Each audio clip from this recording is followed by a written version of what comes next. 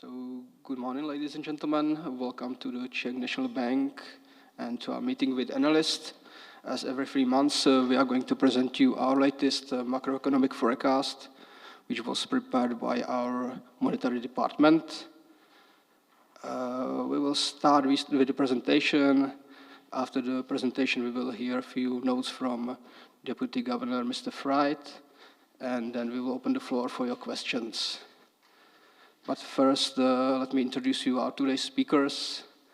Mr. Jan Fraita, Deputy Governor, then Mr. Sklenář, Executive Director of Monetary Department, and Jakub Matějů, Deputy Director of Monetary Department. So please start with the presentation. Good morning, ladies and gentlemen. It's my pleasure to present the story of our forecast and the ideas behind, and also we are looking forward to the discussion, which is always very lively and enriching. I will keep it short and simple today. Start with the forecasts, then show you scenarios. We prepared 2 scenarios to address some of the risks around the forecast. Let me start about the general idea of the forecast, of how we see the situation. First of all, inflation in 2026 is evolving pretty well. We got the flash release 1.6, which we expect also as a headline number on average through the whole year. But this development is helped by a downward shift effect caused by one-off factors. Most of them are related to energy prices. So we cannot extract these precise numbers from the flash estimate, as you might be aware, but the fact that the flash estimate came close to our forecast, we are able to say with close to certainty that there has been negative contribution from electricity prices with the help of transfer of the renewable source fees under the state budget, that there was most likely marginal contribution from gas price decline, and fuel prices also are declining year on year throughout this year. So the numbers we are seeing are affected by those one-off factors, and we do not expect them to repeat in the next year. Net of the energy prices, the inflation would be around 2.5, so higher than the numbers currently observed. At the same time, we see economy entering above potential growth, let's say expansionary phase. Maybe we are already closing the output gap, and according to the forecast, we would be opening output gap towards positive numbers, positive values.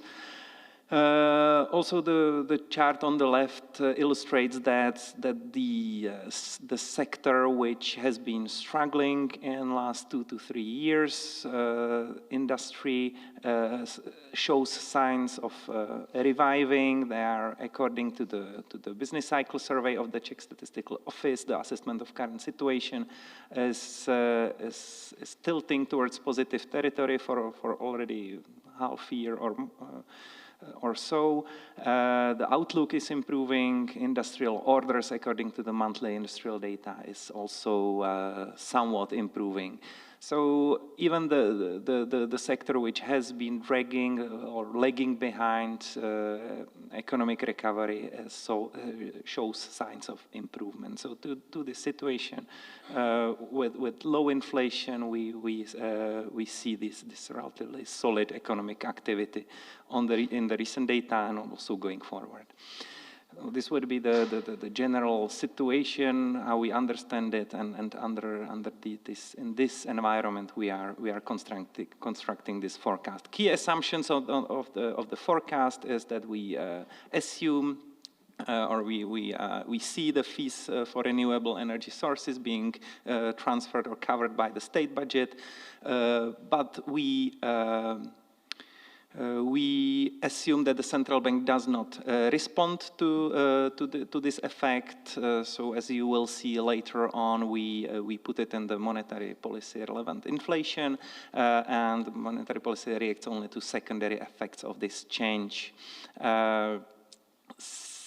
We also include systematic expert judgment to export trajectories, reflecting that for example, that there is a much stronger demand from Poland and other trading partners beyond our traditional external environment of EA6. So we reflect this in using expert judgments. Reflecting that our export performance has been stronger than the demand from our traditional trading partners like Germany, Austria, and the close economies around Czech Republic in the euro area. Forecast also takes into account the postponement of the introduction of ETS2 system to 28. We also work with expert adjustment reflecting the new outlook for real estate price growth, which stays elevated. What we do not include in the forecast are some of the further announced government measures that have not yet entered the legislative process.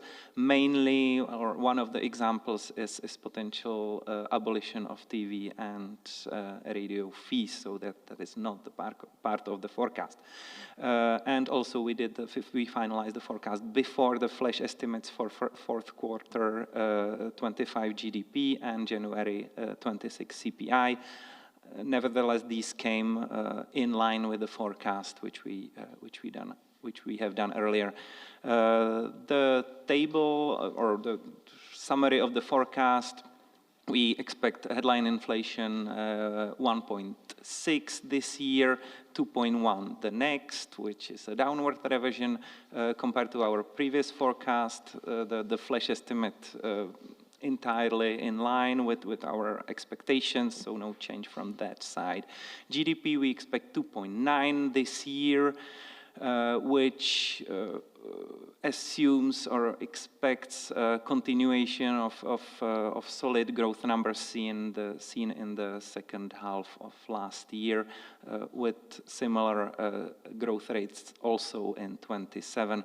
Average nominal wage growth we see slowing down from 7.1 last year to 6.1 this and 5 next year. We keep some expert judgments which let's say mitigate this slowdown. Normally the model itself would see the slowdown even somewhat faster. The PRIBOR rate is broadly stable in the near term and slightly increasing starting, let's say, second half of this year. Exchange rate relatively stable on the marginally weakish side, and I will tell you why in the next slides. But moving to foreign environment outlook, there has been a slight revision in the interest rate trajectories for Euribor, 3 months Euribor and 3 month SOFR. Keep in mind that this is a comparison with mid-October last year, so a long time ago, and these changes do not reflect that much the events of last week or two. This is really a comparison of our assumptions from 3 months ago. And even a little bit more. Our outlook for German economy assumes 0.9 for this year, 1.5 for the next. I would skip the next ones, but you have them in the slides. Inflation outlook came, as I said, in line with our forecast according to the flash estimate in January CPI. How we address the transfer of renewable sources under state budget. We we, let's say, change monetary policy inflation with according to, or we include this into monetary policy relevant inflation. So they are now counteracting forces which explain the difference between headline and monetary policy relevant inflation.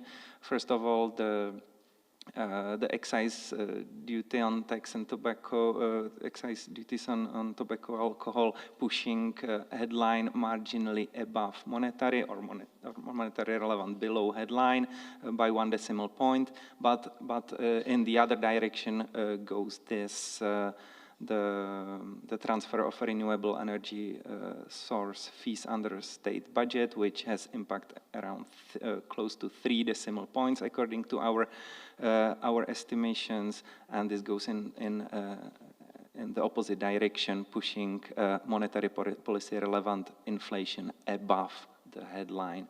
But let's say that both all the measures of inflation are now in the lower band of inflation target and very close to the target.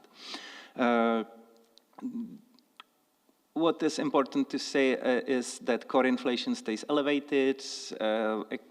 We think, or we expect that it stays 2.8, 2.9 in that range in the January final release, which we expect next week, coming down only very gradually over the course of this year, with the contribution of growth in house prices. Where the imputed trend alone accelerated to 5% at the end of last year. We expect house price index of new dwellings, which enters the imputed trend computation by the Czech Statistical Office. We expect at 10%, and next year at 6%. So we also see some slowdown in house price growth, but also in other parts of core inflation. GDP flash release for the fourth quarter came marginally below our expectation by 1 decimal point, but the story holds. We expect relatively strong growth rates at 2.9 this year, and a similar number in 27, with contribution of domestic demand, mainly household consumption, also with the contribution of government consumption.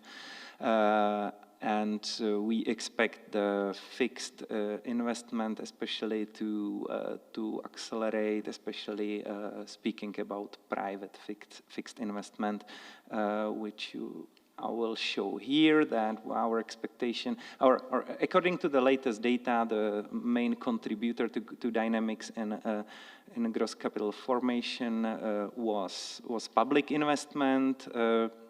And we expect that private investment will join positive dynamics through in this year as foreign economic activity would accelerate. As I said, we expect even for Germany, we expect 1% or 0.9% growth this year and 1.5% the next. So on the back of increasing foreign demand, we see also capacity, or we expect also capacity building private investment to start reviving.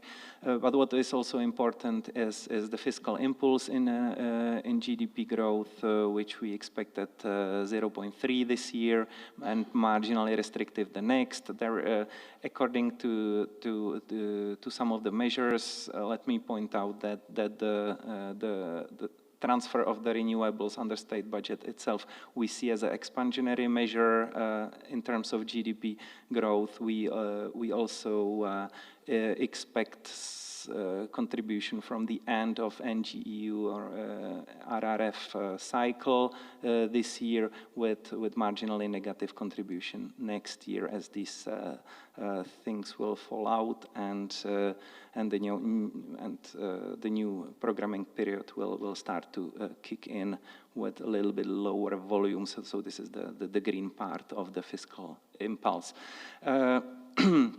I have already touched the investment dynamics. Regarding the exchange rate, we move the trajectory slightly towards stronger FX, starting at 24.3 in the first quarter, then moving marginally on the weaker side. This is a level shift from previous forecast based on the back of observed data. So let's say that we were somewhat surprised by a resilience of EUR-CZK to the global development.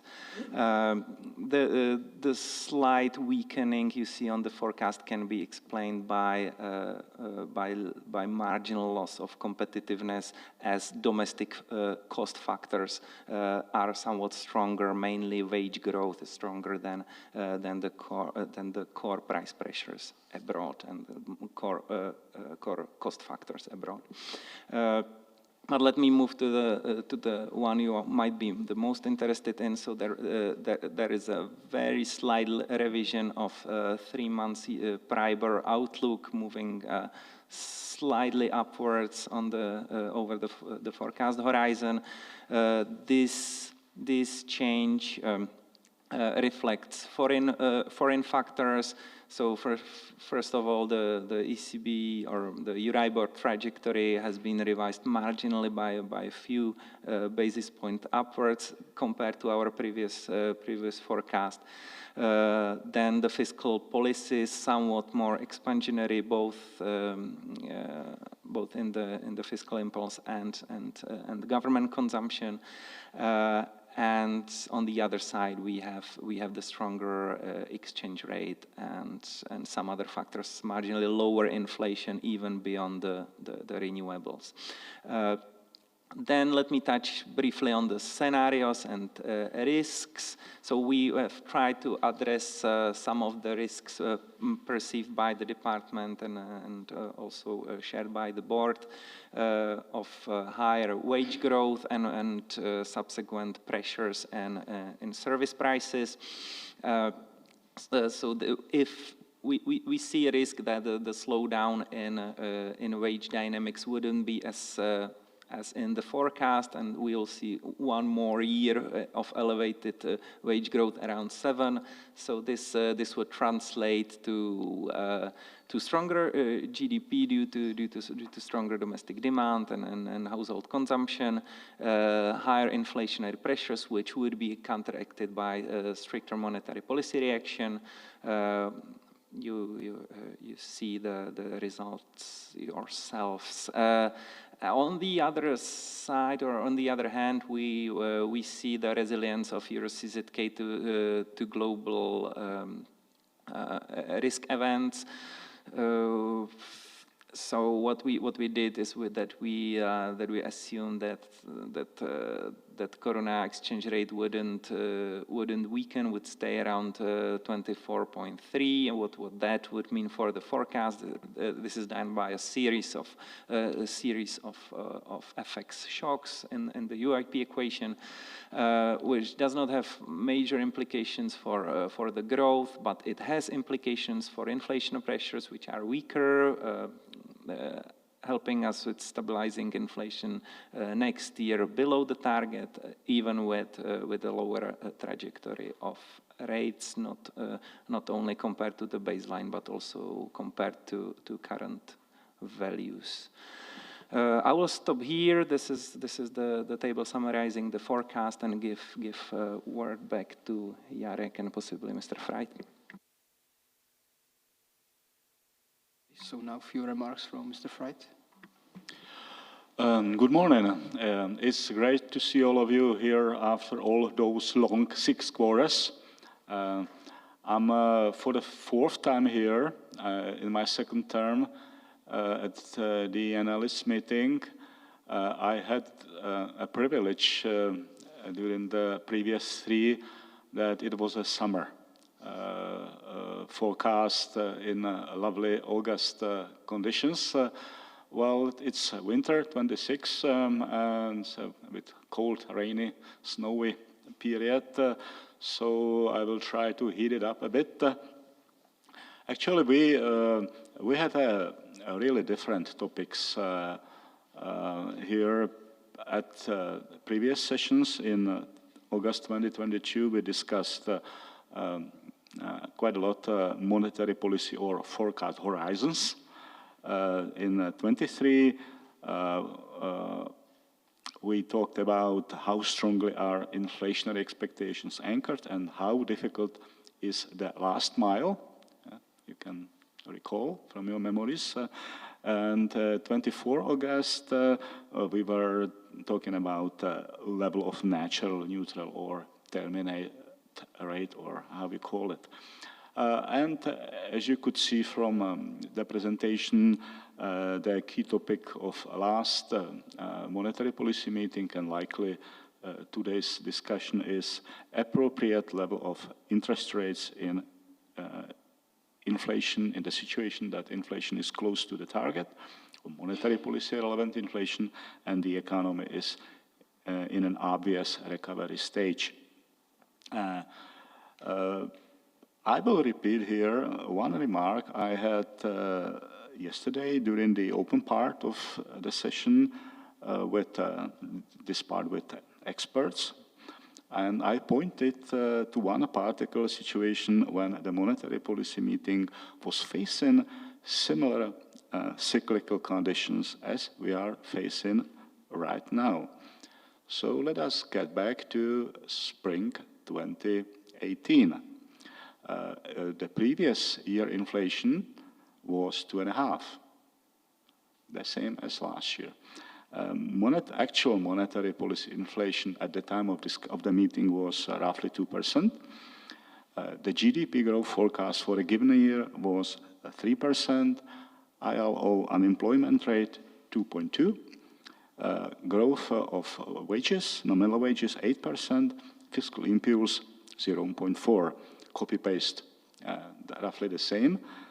And the recommendation, monetary policy recommendation of the staff was keep the rates at 0.75, and even with this, the inflation would go down below 2%. So you can see that really a wide range of rates can be consistent with the same cyclical situation, depending on actual convictions and common views prevailing at a particular point in time. Don't worry. We were not discussing such a wide range yesterday. The debate was about true fine-tuning, potential marginal changes relative to current 3.5% repo rate. And so with us, we can go to your questions now. Okay, thank you very much. So it's now time for your questions. Just don't forget to activate your microphone and shortly introduce yourself. Thank you. So, Mr. Jáč. Thank you. Good morning, Radomir Jáč, Generali Investments. I have a question related to wage developments. You were debating, let me say, scenario for situation that market sector wages are different than in your forecast. Nevertheless, in your forecast, broadly, you are expecting slower wage growth for this year. And my question is related to public sector salaries, to non-market wage salaries, let me say, because recently, like 2 weeks ago, the government announced increase in public sector salaries as of April. Simple question, is this fully reflected by your forecast, or does it represent any sort of risk to your forecast? Thank you. To be precise, we finalized the forecast like day or two before the announcement, but I would say that the announcement, which points to around 7% wage growth in public sector, is very close to what we would expect, mainly on the slightly strongish side, but we have expected that the dynamics of the public sector pay would now coincide or move close to the dynamics of the private sector. So this is, I would say, broadly in line, but maybe on the slightly strongish side, or better if you want. Oh, just commented. It's in general, it's incorporated in the forecast. So I would say it should not represent any significant risk. Yeah. Standard risk of the forecast, so it's included. Okay, so now Mr. Boreš, please. Thank you, Jan Boreš, CSOB. I have a question to Mr. Frait. I have the feeling, looking at the new forecast, it's rather hawkish, points to a possibility of interest rate hikes, but the board, it seems, according to the comments that we've heard recently, is rather, and you kind of confirmed that, is thinking about a fine-tuning of the final interest rate, maybe more thinking about additional interest rate cut. My question is, and Mr. Governor was asked about that also during a press conference, what are, according to your opinion, the things that we should look at mostly in the upcoming months? I mean, the data that you are going to watch most closely to get the idea whether the cut is more or less on the table. So, and more specifically, maybe Mr. Governor was mentioning a core inflation momentum, and in the past it was much more about service inflation momentum. So if you could comment on that, because there might be certain differences in the dynamics. Thanks. Okay, I have to confirm that the board is taking seriously the current forecast, and one scenario that goes with the rates up relative to current situation, as well as the board takes seriously the other direction, which is supported by the scenario of stronger koruna. And I also confirm that the dominant factor that was discussed yesterday during the talk about potential cut was core inflation. At the same time, without discussing that about the importance of service inflation. So I think these are pretty correlated at this important part, and the fact that the core inflation was on the table, and there were a lot of comments regarding core inflation. I think the services inflation is also quite important in that respect. So I don't think that is in this respect there is not a significant change, but the debate really was about core inflation levels and momenta and so on. Yeah.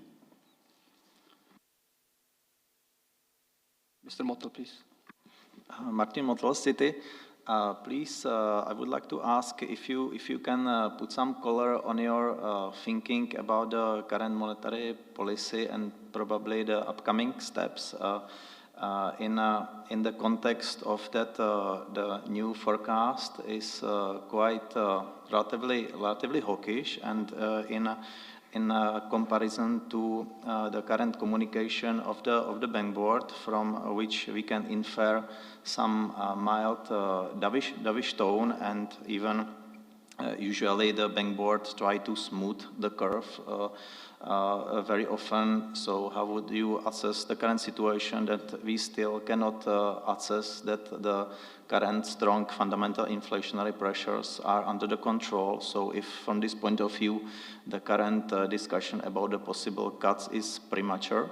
And last note, I would like to ask about your assessment of the neutral real interest rate, because from the perspective of the monetary policy assumption, the core forecasting model assumed a neutral real interest rate at 1%, which from the perspective of monetary department is much more, I would say, bigger space for the potential rate cut than from the bank board view, when I can maybe highlight some previous minutes that from some of the bank board members we can also assume that probably their own real interest rate, the neutral interest rate, is a little bit higher than the model assumption, but in the contrast, we can see much more dovish tone from the bank board members than the monetary department.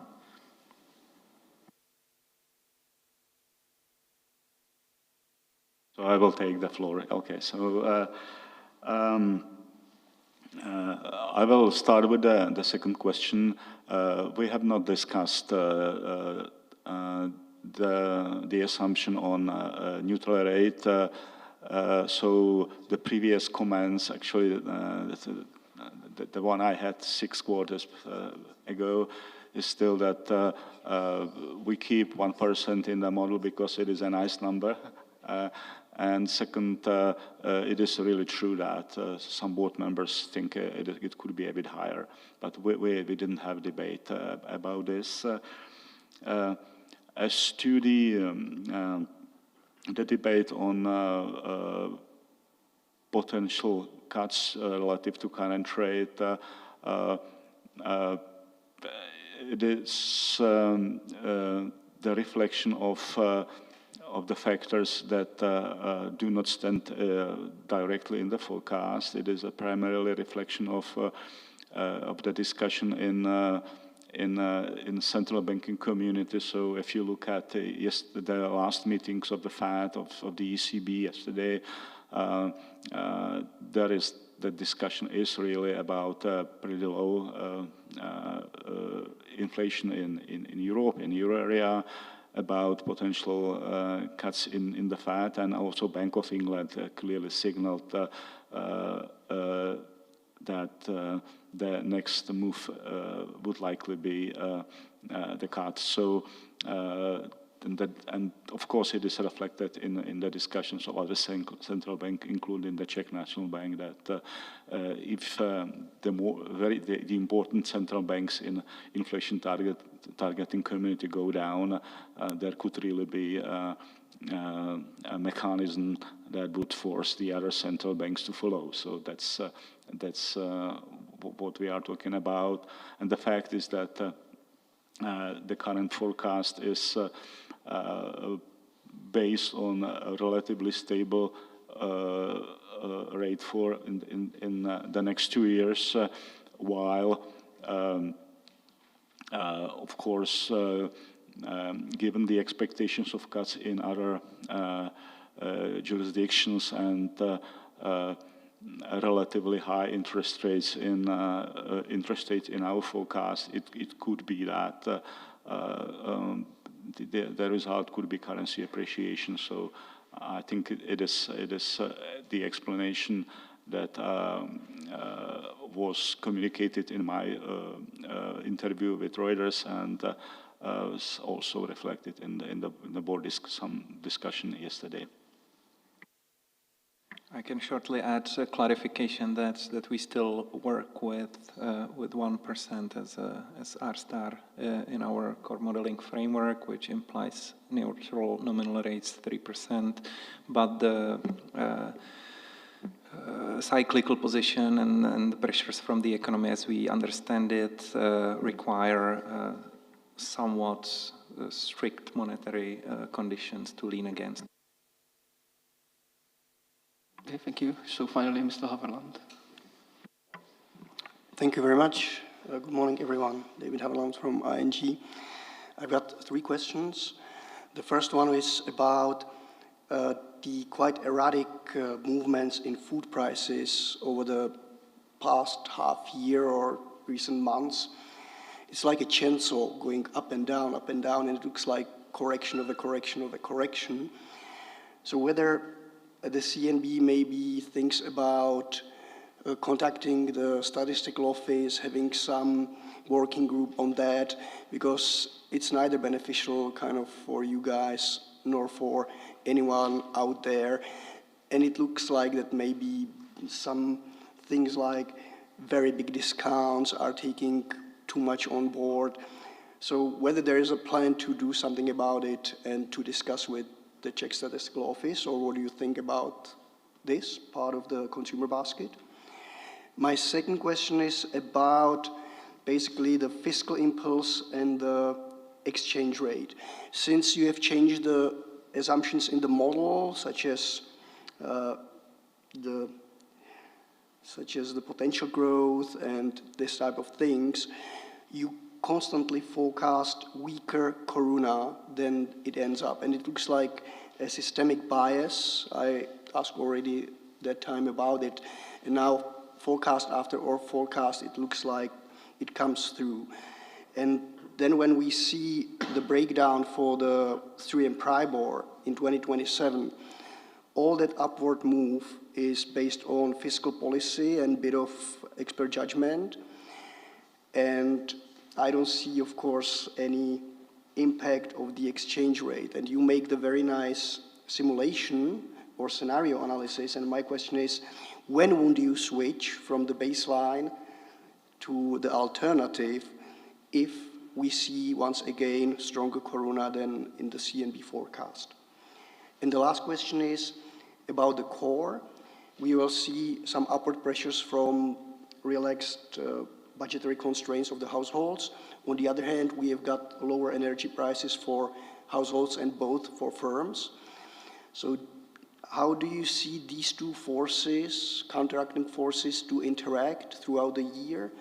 Whether you believe that in inflation, the lower electricity prices, that's it, or there is some potential for them to trickle down through to other price domains? Thank you. I would start. I think all of the questions are on our side of the table. The food prices and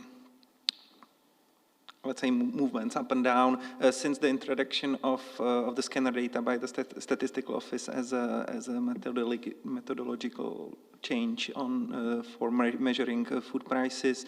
The volatility of food price month-on-month releases have increased. We see that, but we also welcome the use of this more sophisticated and possibly more precise method for measuring food prices. But it complicates the forecasting practice.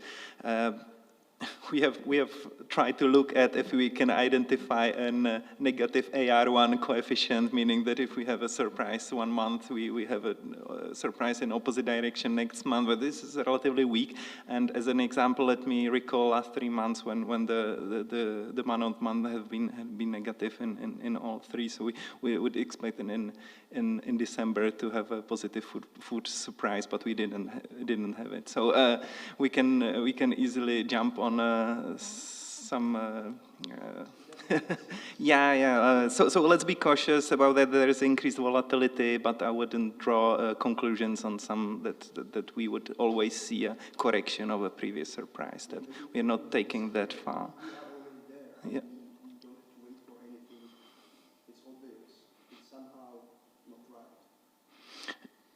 Yeah. Yeah, I would say that this is simply the feature. I would not call it error or mistake. It's feature, and we can deal with it. And I would say, it make it difficult to make a short-term forecast because the month-on-month volatility is significantly increased, but the long-term trend remain unchanged, I would say. Yeah, it's the food prices follow the dynamics. For example, agriculture prices, producers. But the point is, when we have these erratic moves in months, in 1 year time, we will see the same zigzagging in the annual pattern. So now you are fine for a year, but then we will get a problem even in the annual series, and that's what we don't want to get. That means that we need to have some smoothing in data and try to follow the trend and not to overreact to some months release because in one or another direction. We have to be patient and to analyze all this data with more cautious than usually we did. We discuss it with statistical office, but they say there's the reality because there's the impact of the scanner data, and all policies the retailers had.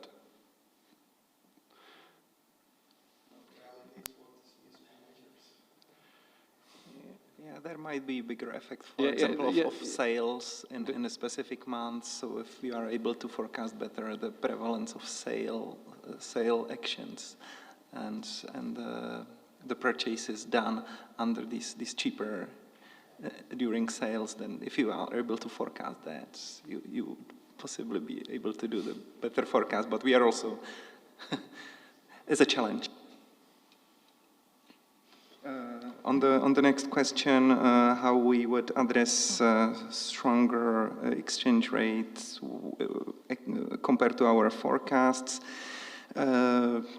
As you might be aware, next forecast round we will work with the exchange rate we will see at that point. So if it's stronger than the one in the forecast, and the near-term outlook does not give us strong direction in either way, then we will roll further. As I tried to say in the presentation, the marginal weakening we have in the trajectory is a result of a relatively higher growth of costs in domestic economy compared to the foreign one, pushing a little bit towards a weaker FX, which I see as a very small amount of like 0.1, 0.2 maximum, which also in percentage terms is very small. But as we are close to equilibrium growth rates in the whole economic picture, these deviations become important and become drivers of the forecast. So we'll work with the exchange rate. We will see what would help in this depreciation direction we have to a little bit tilt it down is, for example, lower wage growth and lower cost growth in domestic economy. And the third one on core and lower energy prices. So we systematically work with second round effects. So this is part of it is the fiscal impulse that lower costs for households leave more money in their pockets, so to say, and allow them to spend more. So this is in the forecast through the fiscal impulse.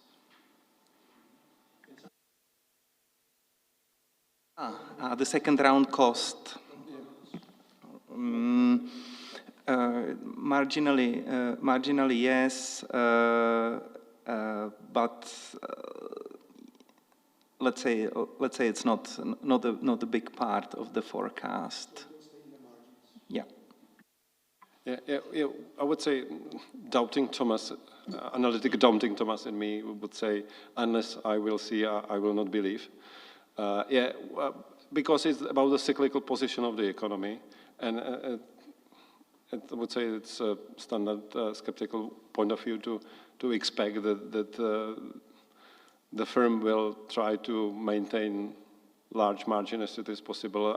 It is helpful for them to at least increase the margin once the demand side is quite strong. Yeah, but on the other hand, I have to admit that what could not directly in this direction, in lower energy prices, but the overall, say, lower inflation, or the feature of the release rate of inflation could slightly change or modify the inflation expectation in the economy, or any negotiation about wages, service prices. Yeah, it could be, but still, I would say that it will require some time. But the risk is in terms of anti-inflationary is possible, but it's for the second half, maybe for the next year.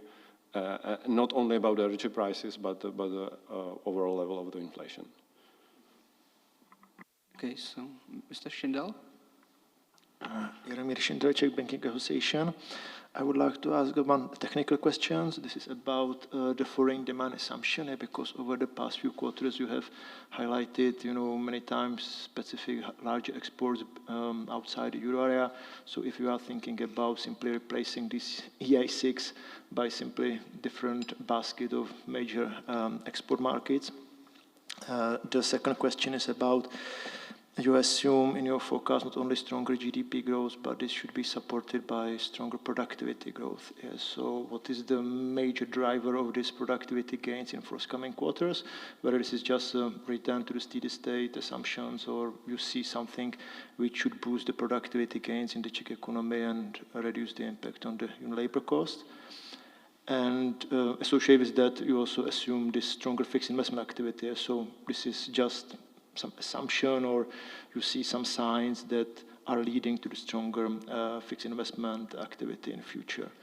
And the last question is to Mr. Frait about this, and this is related to this fixed investment activity, because if I recall correctly, your minutes from the macroprudential meeting in September, you have warned that potential stronger credit growth driven financial companies can be the reason to hike the counter-cyclical buffer. So how does it go together? Simply we need stronger productivity gains, we need stronger fixed investments, and we are facing some larger potential increase in potential future losses. Thank you.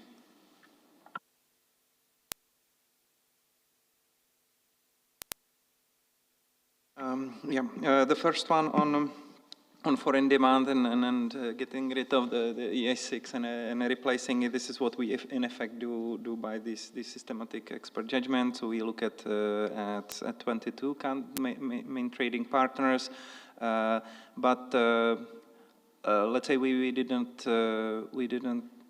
So this looking at the broader 22 countries changes the effective foreign demand for Czech exports, with otherwise focusing only on EA6 would be lower. So there is this mechanism we came as a solution.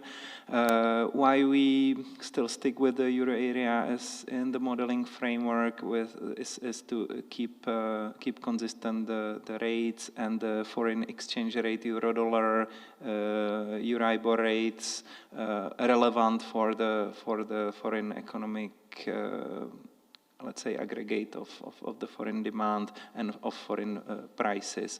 So to have this foreign environment a little bit more consistent internally with the rates and with the effects in the foreign economy, we still have that thing in the model as our baseline, but we now have this systematic addition for the economies which are non-EA6. But we might get there in the course of development also of new models, which is going on in the bank. On the productivity growth, okay, we still think that the potential of the economy is 2.5, where we have a TFP contribution of 1 to 5%, but there are other big factors contributing to potential growth, which is capital accumulation, which has been on a trend increase. Capital per worker in the Czech economy is historically and in the recent years dominantly a source of productivity increases. But we also see contributions from labor force. So there are a number of factors, and accounting wise, the productivity in the national accounts data can be helped also by recovering demand from from abroad. Yeah. So it's not a typical productivity source you would think of, but if you just compare the numbers in the forecast on employment and GDP, it can be affected also by demand factors. Yeah.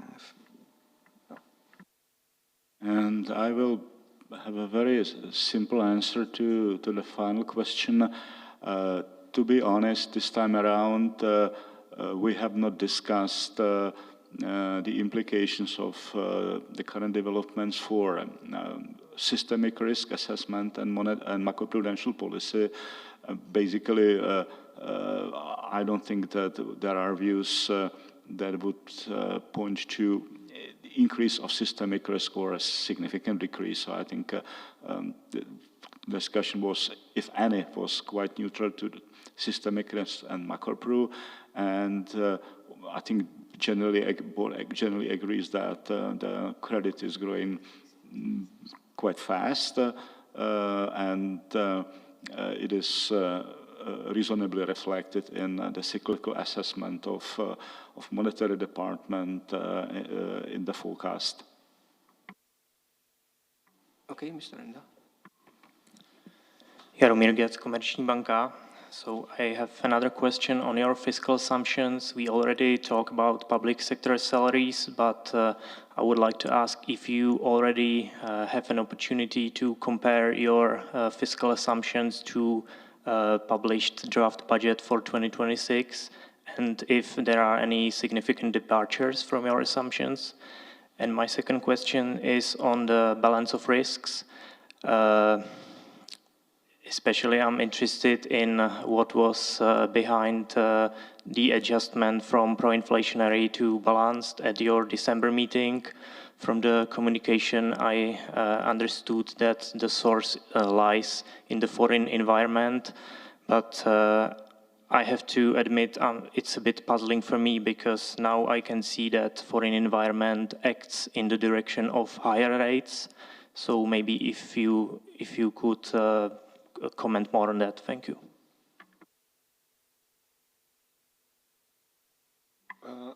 I would start with the comment about the new budget. As we said at the beginning, in the forecast, it's included only measures which are approved and officially in place. So we follow the discussion about the preparation of the new budget. But with this set of the rules, as I said at the beginning, it's not fully included. We prepare some analysis or scenario for the bank board, what could happen if some is approved. But we will, in short term, because the budget was officially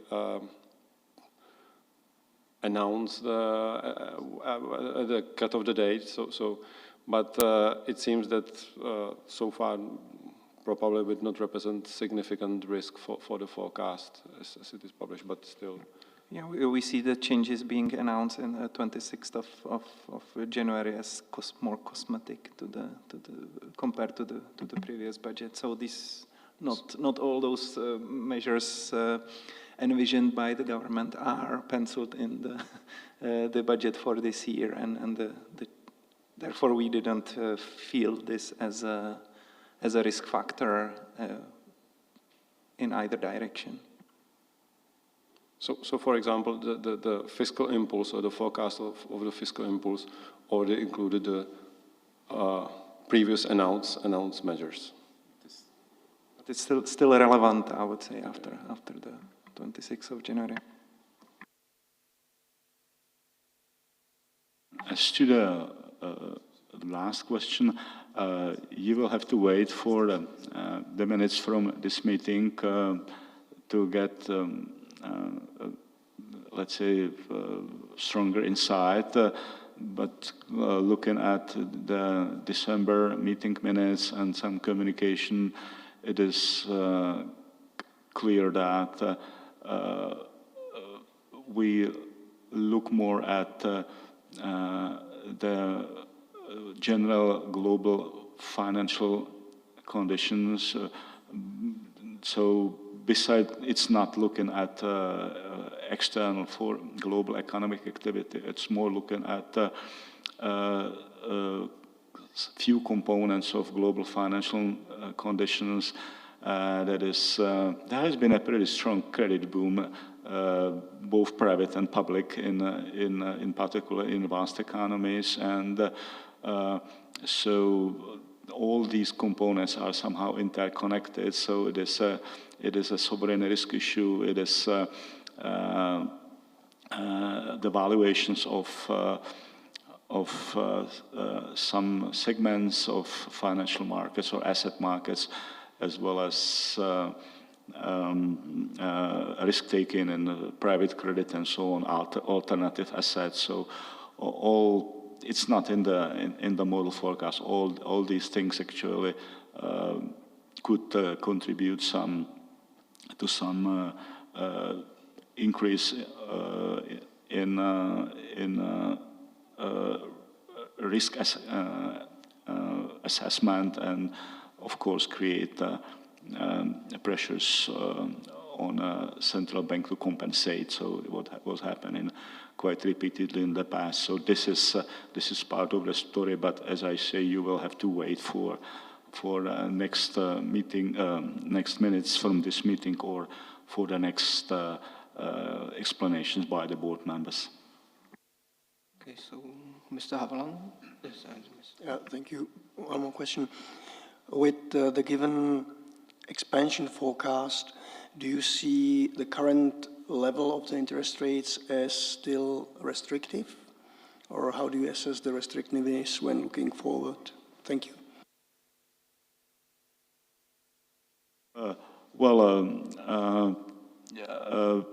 Yes, so it's if you of course you can have a different understanding of what is restrictive or not restrictive. So in technical terms, looking at monetary conditions, so both interest rate conditions and exchange rate conditions, these could still be viewed as restrictive.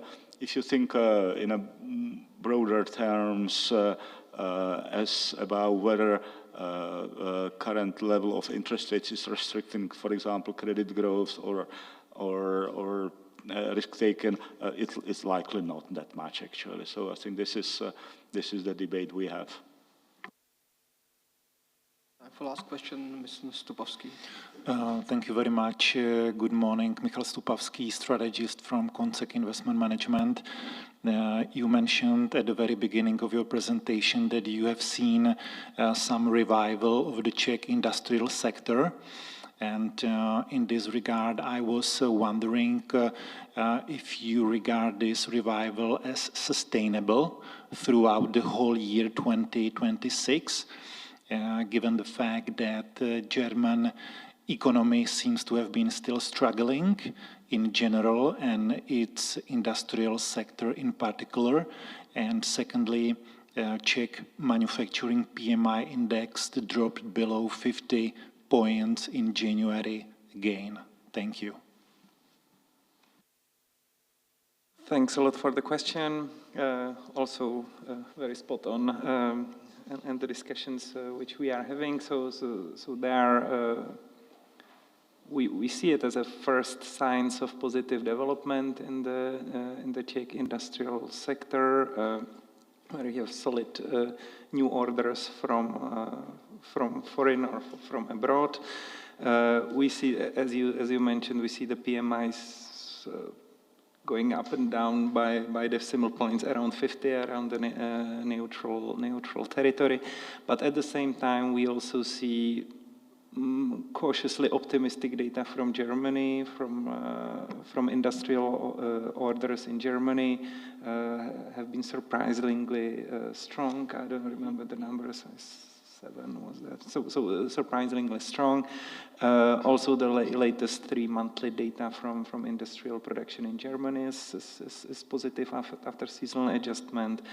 The PMIs themselves for Germany moved upwards. So we would say that the picture is not as pale as we were used to.